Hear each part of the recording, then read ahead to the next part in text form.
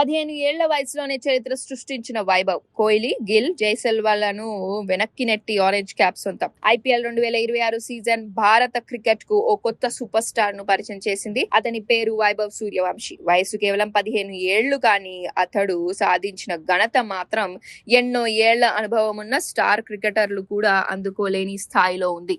ఈ సీజన్ లో అత్యధిక పరుగులు చేసిన బ్యాటర్ గా నిలిచిన వైభవ్ సూర్యవంశీ ప్రతిష్టాత్మక ఆరెంజ్ క్యాప్ ను సొంతం చేసుకున్నాడు. దీంతో ఐపీఎల్ చరిత్రలోనే అత్యంత చిన్న వయసులో ఆరెంజ్ క్యాప్ గెలిచిన తొలి ఆటగాడిగా అరుదైన రికార్డు నెలకొల్పాడు. రాజస్థాన్ రాయల్స్ తరఫున బరిలోకి దిగిన ఈ యువ సంచలనం సీజన్ మొత్తం అద్భుతమైన ప్రదర్శన కనబరిచాడు. 16 మ్యాచ్ల్లో 776 పరుగులు సాధించి ప్రత్యర్థి బౌలర్లకు కంటి మీద కునుకు లేకుండా చేశాడు. అతడి ఖాతాలో ఒక అద్భుతమైన సెంచరీ, 5 హాఫ్ సెంచరీలు ఉన్నాయి. అయితే వైభవ్ ప్రత్యేకత కేవలం పరుగుల్లోనే లేదు. అతను ఆడిన విధానం అందరినీ ఆశ్చర్యపరిచింది. దాదాపు 237 స్ట్రైక్ రేట్ తో బ్యాటింగ్ చేస్తూ బౌలర్లపై పూర్తి ఆధిపత్యం చెలాయించాడు. ఒక్కసారి క్రీజ్ లో నిలబడితే మ్యాచ్ గమనాన్నే మార్చేసే బ్యాటర్ గా గుర్తింపు తెచ్చుకున్నాడు. అతని విధ్వంసకర బ్యాటింగ్ వల్ల రాజస్థాన్ రాయల్స్ ప్లే ఆఫ్స్ వరకు దూసుకెళ్లగలిగింది. అయితే క్వాలిఫైర్ 2లో గుజరాత్ టైటన్స్ చేతిలో ఓటమి పాలవడంతో రాజస్థాన్ ప్రయాణం ముగిసింది. అయినప్పటికీ వైభవ్ వ్యక్తిగత సీజన్ ను మరపురాని స్థాయిలో ముగించాడు.